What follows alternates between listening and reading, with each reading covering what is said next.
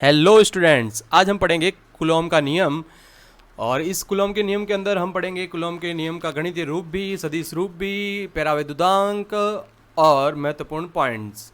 तो चलिए शुरुआत करते हैं कुलॉम के नियम से कि कुलॉम का नियम क्या कहता है। कुलॉम के नियम के अनुसार दो स्थिर बिंदु आवेश, तो पहला पॉइंट तो आपके पास हो गया कि दो स्थिर बिंदु आवेश होने चाहिए, वो बिंदु आवेश होने चाहिए और स्थिर होने चाहिए। ये इंपॉर्टेंट पॉइंट है कि मध्य लगने वाला आकर्षण या प्रतिकर्षण बल, आकर्षण या प्रतिकर्षण बल का मान दोनों आवेशों के परिमाणों के गुणनफल के समानुपाती होता है, परिमाणों के गुणनफल के समानुपाती होता है तथा दोनों आवेशों के मध्य दूरी के वर्ग के व्युत्क्रमानुपाती होता है।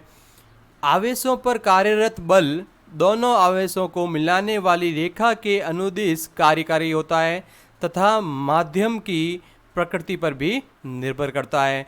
इस नियम को कुलॉम का व्युत्क्रम नियम भी कहते हैं। अब इसका मीनिंग क्या है वो हम समझ लेते हैं कि अगर हमारे पास दो बिंदु आवेश है, एक बिंदु आवेश मैंने ले लिया Q1 और दूसरा बिंदु आवेश मैंने ले लिया Q2, तो इनके मध्य आकर्षण बल भी लग सकता है और प्रतिकर्षण भी लग सकता है। आकर्षण कब लगेगा? जब Q1 और Q2 दोनों ही विपरीत प्रकृति के हों, तब क्या होगा? आकर्षण होगा। जब दोनों ही समान प्रकृति के हों, यानी कि दोनों ही धनात्मक हो सकते हैं या फिर दोनों ही ऋणात्मक हो सकते हैं, तब इनमें क्या होगा? प्रतिकर्षण लगेगा। तो समान प्रकृति वाले आवेशों में प्रतिकर्षण और विपरीत प्रकृति वाले आवेशों में आकर्षण होता है। तो इसलिए हमने यहाँ पे इस नियम में आकर्षण और प्रतिकर्षण लिखा है।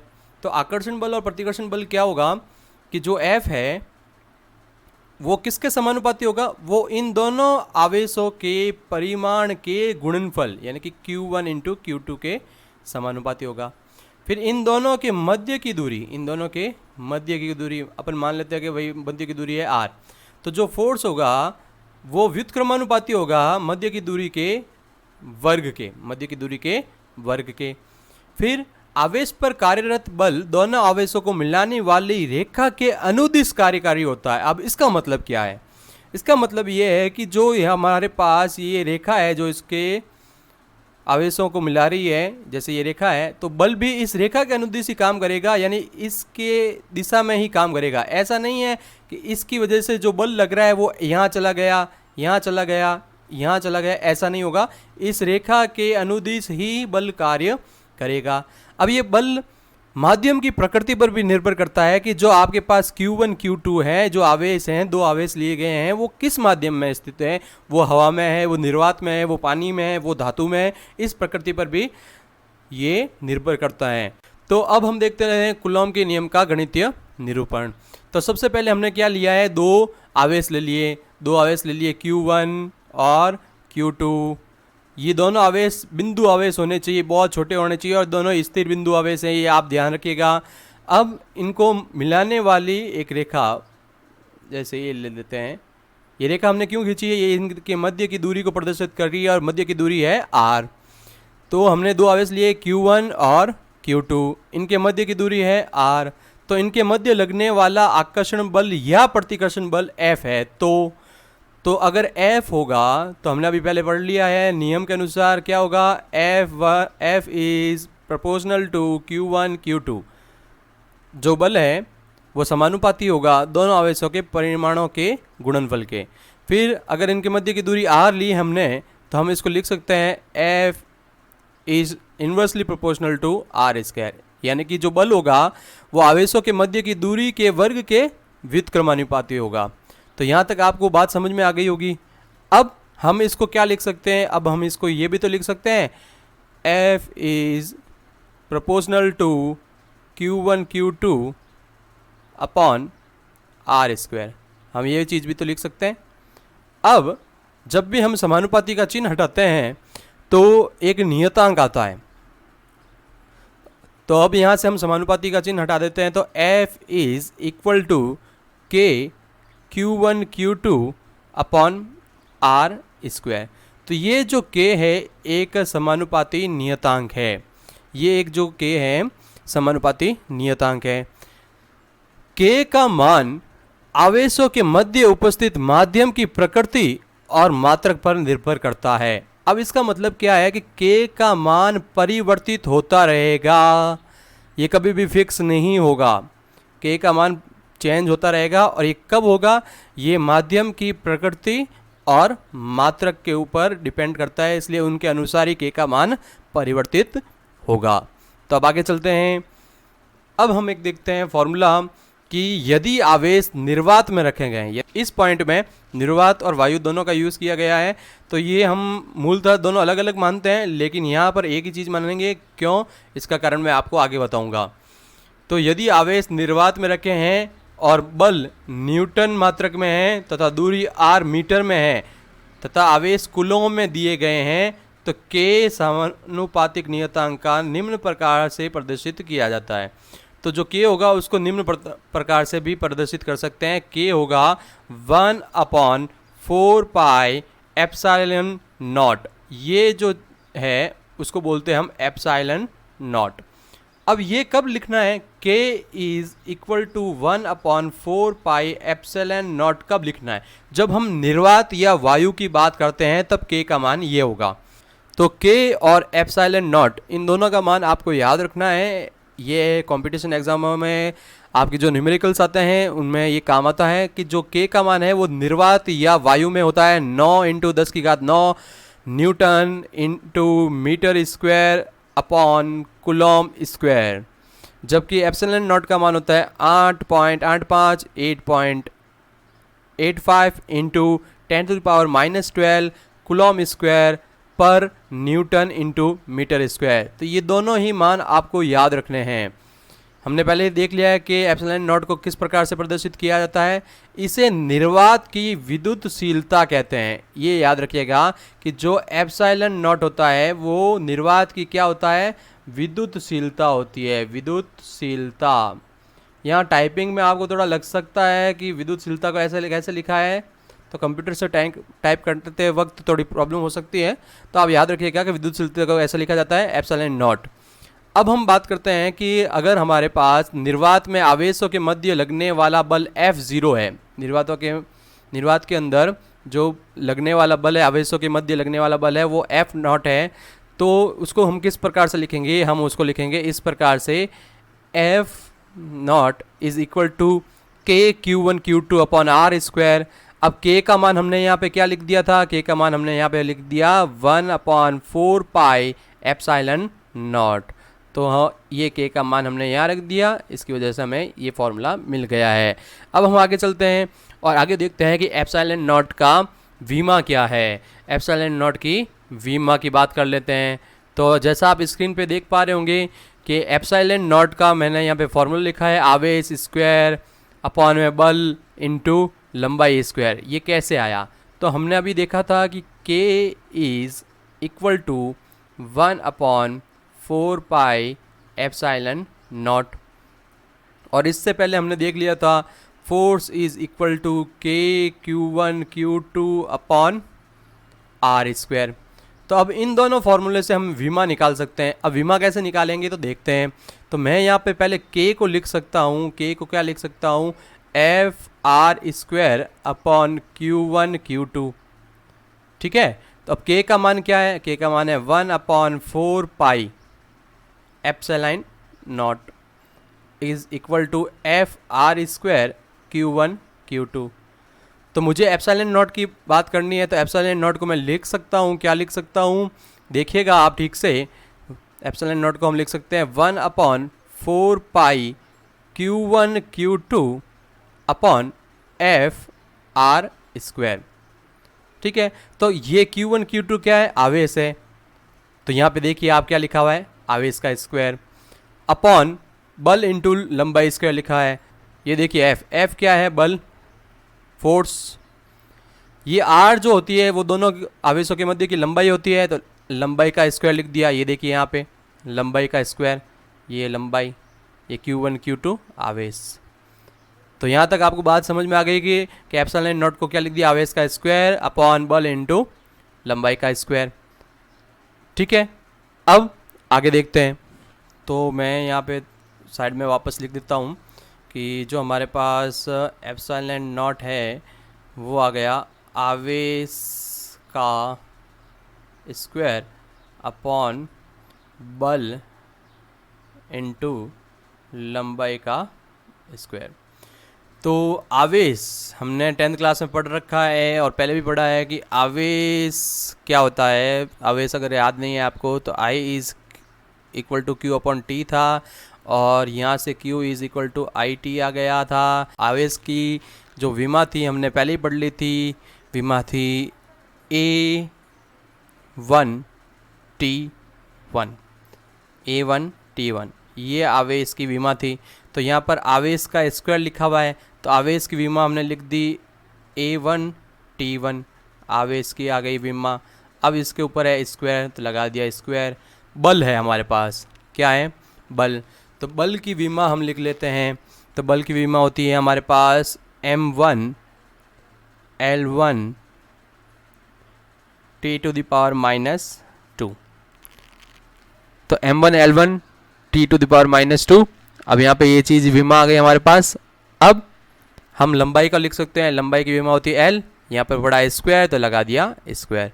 जब हम इसको सिंप्लीफाई कर देते हैं तो सिंप्लीफाई करने पर ये हो जाएगा A2T2 विमा के तौर पे और अपॉन में हमारे पास है M1 L1 और T की है यहाँ पर -2 और यहाँ पर L स्क्वायर। तो अगर हम इसको सिंप्लीफाई करते हैं तो सिंप्लीफाई करने पर हमारे पास जो विमा आएगी वो होगी ये।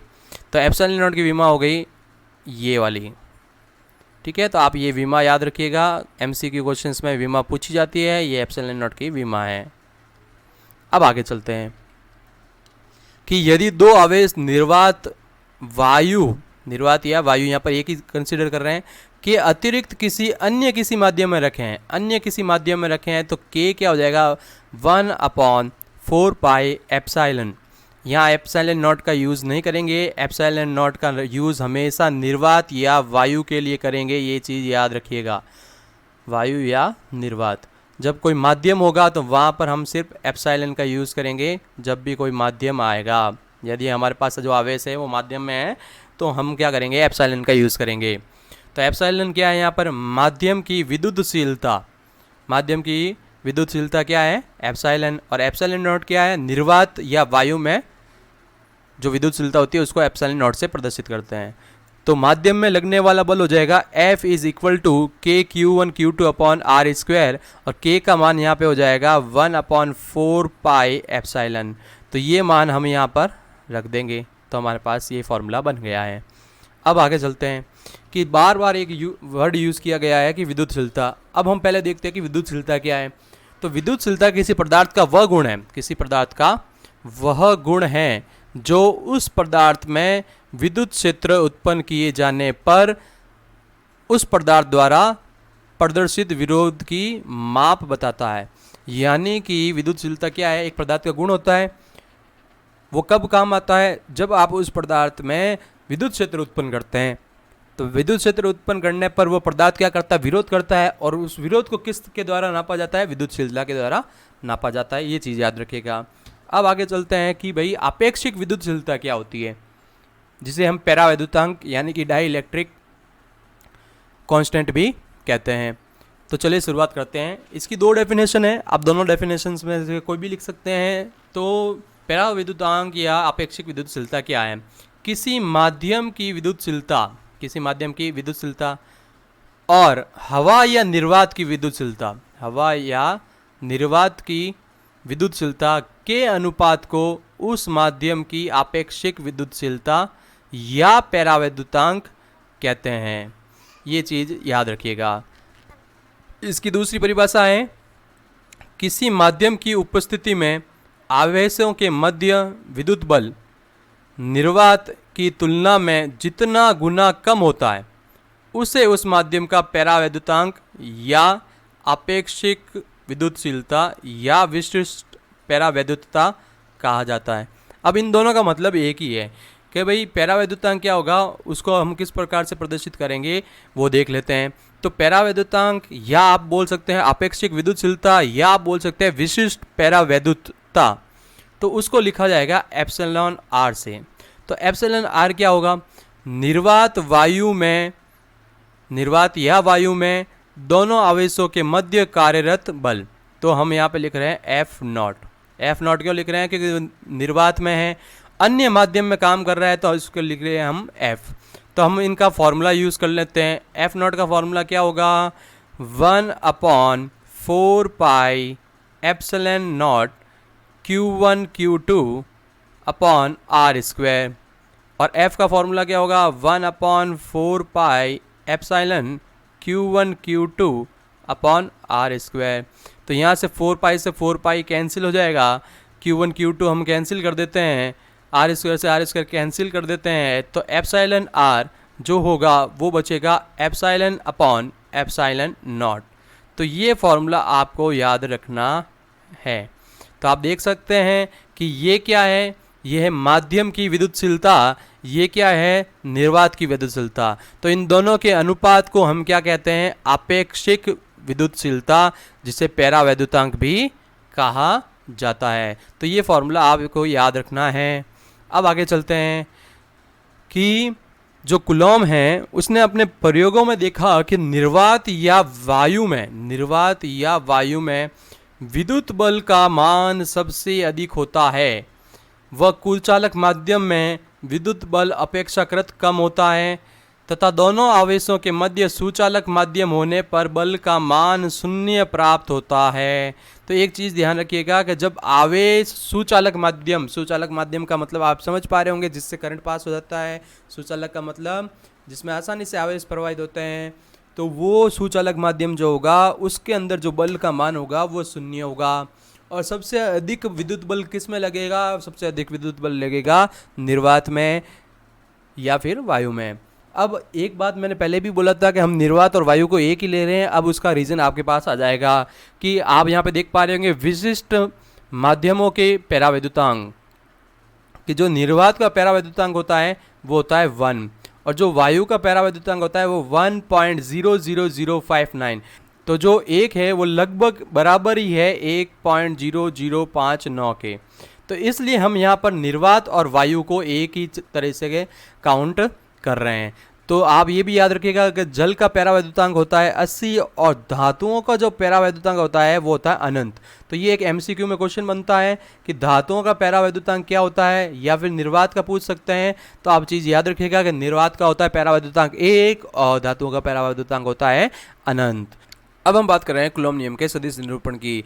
तो चित्रानुसार हम पहले यहाँ पे ये मूल बिंदु ले लेते हैं। यहाँ पर हमने एक आवेश ले लिया जिसका मान है Q1, और एक आवेश ले लिया दूसरा जिसका मान है Q2, और ये दोनों ही बिंदु आवेश हैं। तो हमने यहाँ पर इसका स्थिति सदिश दे दिया, यहाँ पर दूरी दे दी R1 वेक्टर, और ये दे दिया R2 वेक्टर। अब हम पहले देख लेते हैं कि जो हमारे पास कूलॉम का लॉ होता है वो क्या कहता है। वो बोलता है F के Q1 Q2 upon R square. तो ये जो मान है वो परिमाण के रूप में, परिमाण के रूप का मतलब यहाँ पर जो आंसर आएगा वो संख्या के अंदर आएगा, दिशा के अंदर नहीं आएगा। तो सदिश निरूपण हमेशा दिशा को भी प्रदर्शित करता है। तो अब दिशा कैसे होगी वो हम देखते हैं। तो यहाँ से लेके यहाँ तक के बीच की हम डिस्टेंस पहले कंसिडर कर लेते हैं कि यहाँ से लेके यहाँ तक की डिस्टेंस होगी जो होगी आर वेक्टर का मॉड। हम आर वेक्टर नहीं लिखेंगे, आर वेक्टर का मॉड लिखेंगे, क्योंकि दूरी हमेशा मॉड निकालने पे आती है। आपने 11th क्लास में पढ़ा होगा वेक्टर के अंदर। अब हम बात कर रहे हैं कि जो Q1 के कारण है, Q1 के कारण Q2 के ऊपर एक फोर्स लग रहा है। तो Q2 के ऊपर जो फोर्स लग रहा है उसको हमने लिख दिया। तो Q1 चार्ज के कारण Q2 पर लगने वाला जो फोर्स है, जो बल है, वो है F21 वेक्टर, क्योंकि बल एक सदिश राशि है। और Q2 के कारण जो Q1 पर बल लगेगा उसको हम लिखेंगे F12 वेक्टर। तो हम यहाँ पे लिख सकते हैं अलग से कि जो F12 वेक्टर है वो क्या है, वो Q2 के कारण Q1 पर फर्स्ट आवेश पर लगा बल है। जबकि आप F21 वेक्टर को क्या लिख सकते हैं, Q1 के कारण Q2 पर लगा बल है। अब हम आगे बात करते हैं कि सदिश रूप में हम इसको किस प्रकार से व्यक्त करेंगे। तो अगर मैं यहाँ Q1 के कारण Q2 के ऊपर बल की बात कर रहा हूँ तो मैंने लिखा F21। अब मैं दूरी की बात करता हूँ तो मैं यहाँ पर लिख सकता हूँ R2 vector minus R1 vector का मॉड। क्यों? क्योंकि हम यहाँ पर और यहाँ पर हैं। तो जब भी आपने सदिश पढ़ा होगा कि जैसे आप ए बी वेक्टर निकालते हैं, समझाने के लिए मैं बता देता हूँ कि ए बी वेक्टर निकालते तो आप कैसे निकालते थे, O B vector minus O A vector. और बी ए वेक्टर निकालते थे तो आप कैसे निकालते थे, आप निकालेंगे O A vector minus O B vector. तो इसलिए जब मैं F21 की बात कर रहा हूँ, F21 की बात कर रहा हूँ, तो यहाँ पे मैं क्या लिखूँगा, R2 vector minus R1 vector का मॉड, क्योंकि दूरी निकालनी है, लंबाई निकालनी है। जब मैं F12 वेक्टर की बात करूँगा तो ये मान क्या हो जाएगा, R1 vector minus R2 vector. और इन दोनों का मान ही किसके बराबर आएगा, मॉड आर के, क्योंकि दूरी बराबर ही होती है। यहाँ पर दूरी देखिए, आप इसको इस प्रकार से प्रदर्शित कर सकते हैं, इससे भी प्रदर्शित कर सकते हैं और इससे भी प्रदर्शित कर सकते हैं। क्योंकि हम इनको अलग अलग क्यों लिख रहे हैं, आपको बोलेगा हम अलग अलग क्यों लिख रहे हैं, तो अलग अलग लिखने का कारण ये है कि हम पहले बात कर रहे हैं सदिश निरूपण की, तो सदिश निरूपण के लिए दिशा इंपॉर्टेंट है, तो दिशा को दर्शाने के लिए हम इस प्रकार से अलग अलग लिख रहे हैं। तो अब सबसे पहले ले लेते हैं कि Q1 के कारण Q2 पर लगा बल, तो हम उसको कैसे लिखेंगे, हम उसको लिखेंगे F21 vector is K Q1 Q2 upon R square. अब आर स्क्वायर भी लिख सकते हैं, यहाँ पर मॉड भी लगा सकते हैं।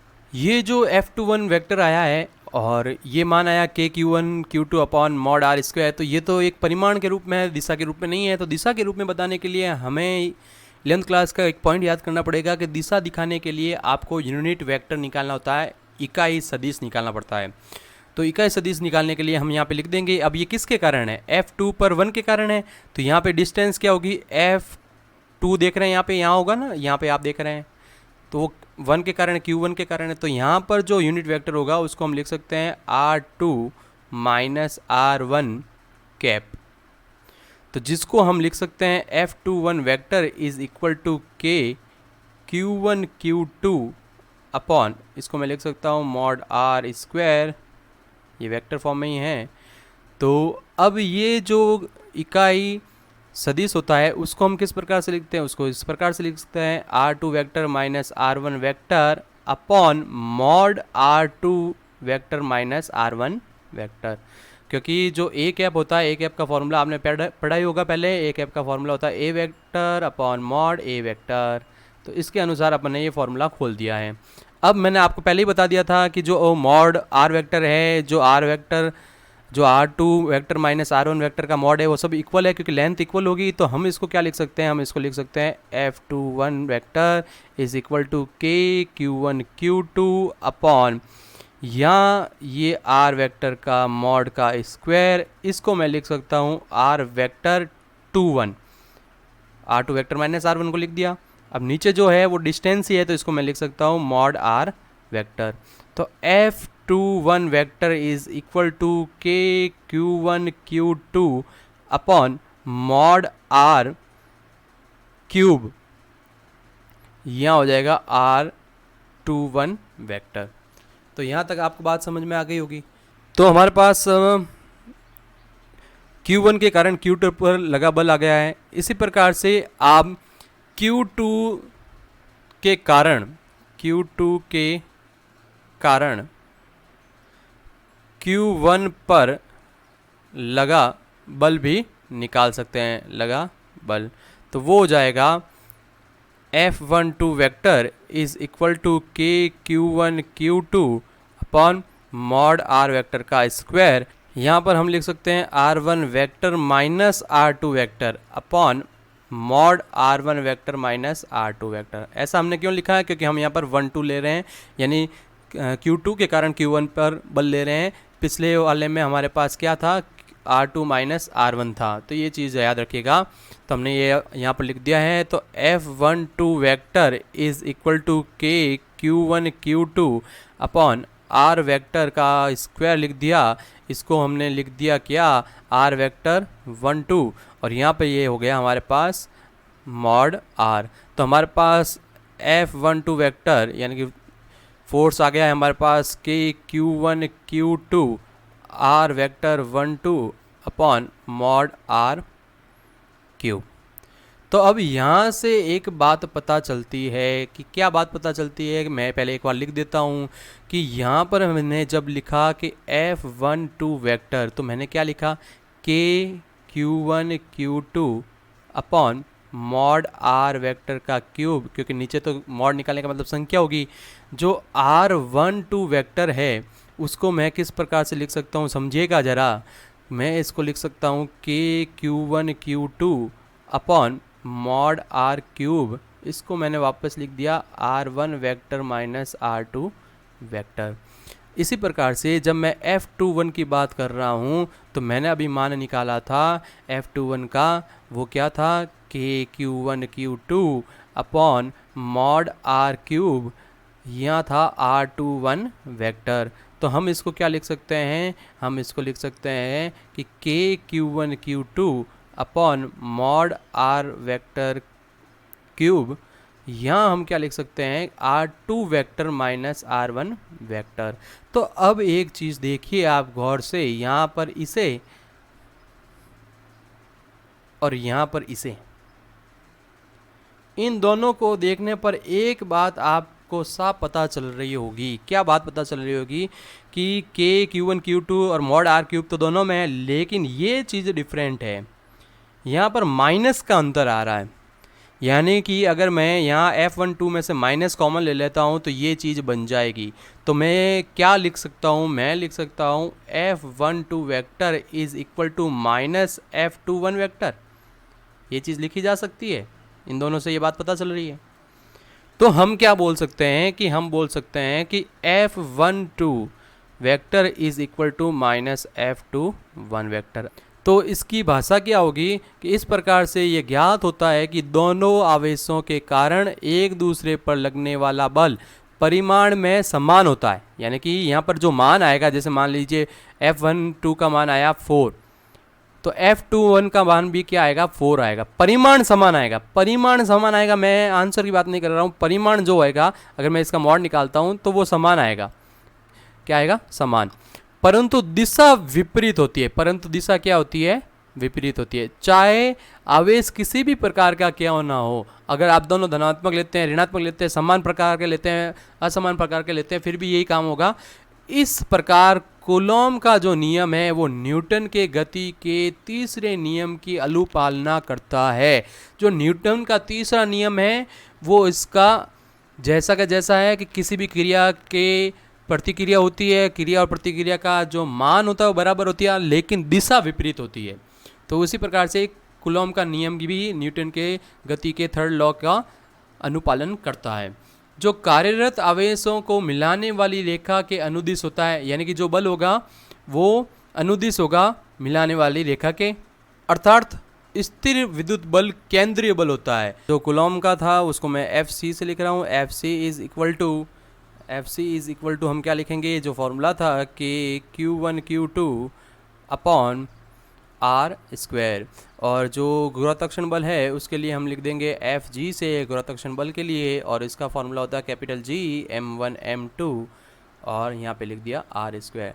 तो हम यहाँ पर देखेंगे समानता और विभिन्नता, जो अलग अलग चीज़ें होती हैं वो क्या हो सकती है। कि पहला पॉइंट हम ले रहे हैं कि जो बल है कूलॉम बल वो भी व्युत्क्रमानुपाती होता है दूरी के वर्ग के, और जो गुरुत्वाकर्षण बल है वो भी व्युत्क्रमानुपाती होता है दूरी के वर्ग के। फिर यहाँ पर हम देखते हैं कि जो हमारे पास कूलॉम बल होता है वो द्रव्यमान पर, यानी कि द्रव्यमान पर निर्भर नहीं करता है, जबकि जो हमारे पास गुरुत्वाकर्षण बल होता है वो द्रव्यमान पर निर्भर करता है। ये चीज़ याद रखिएगा, ये अंतर हो गया हमारे पास। तीसरा है कि जो Q1 Q2 हैं वो समान भी हो सकते हैं, समान आवेश के भी हो सकते हैं और विपरीत भी हो सकते हैं, विपरीत आवेश भी हो सकते हैं, एक धनात्मक एक ऋणात्मक से हो सकता है। लेकिन जो M1 M2 है वहाँ पर इसकी ज़रूरत नहीं होती है, ये क्योंकि ये क्या है, द्रव्यमान है। तो द्रव्यमान हमेशा समान ही रहता है, प्लस माइनस में कन्वर्ट नहीं होता है, हमेशा धनात्मक ही होता है द्रव्यमान। तो चौथा पॉइंट हम ये देख सकते हैं कि जो FC के अंदर जो K हम कांस्टेंट ले रहे हैं वो माध्यम के ऊपर डिपेंड करता है, माध्यम के ऊपर, कैसा, मीडियम है। जबकि इसके अंदर हमारे पास जो कांस्टेंट है कैपिटल G गुरुत्वाकर्षण बल के अंदर, तो ये माध्यम के ऊपर निर्भर नहीं करता है, ये माध्यम के ऊपर निर्भर नहीं करता है।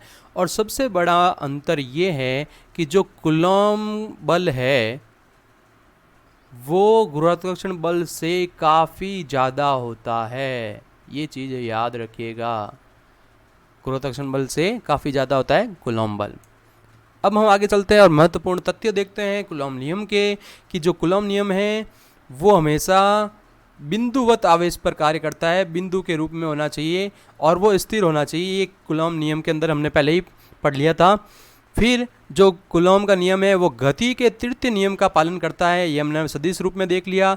कूलॉम का नियम 10⁻⁻15 मीटर की कोटि या इससे कम दूरियों के लिए लागू नहीं होता है। यह बल कणों के द्रव्यमान पर निर्भर नहीं करता है, यानी कण का द्रव्यमान कुछ भी हो उसके ऊपर ये निर्भर नहीं करता है। यह अध्यारोपण का सिद्धांत लागू होता है। अब अध्यारोपण का सिद्धांत क्या होता है वो हम अगले टॉपिक में पढ़ेंगे।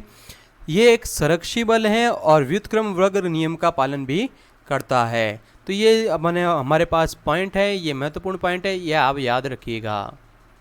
यहाँ पर ये जो चीज़ है ये लिमिटेशन में भी आप लिख सकते हैं, जैसे ये थर्ड पॉइंट है, ठीक है, ये फर्स्ट पॉइंट है, ये इसके लिमिटेशंस के रूप में भी आप लिख सकते हैं।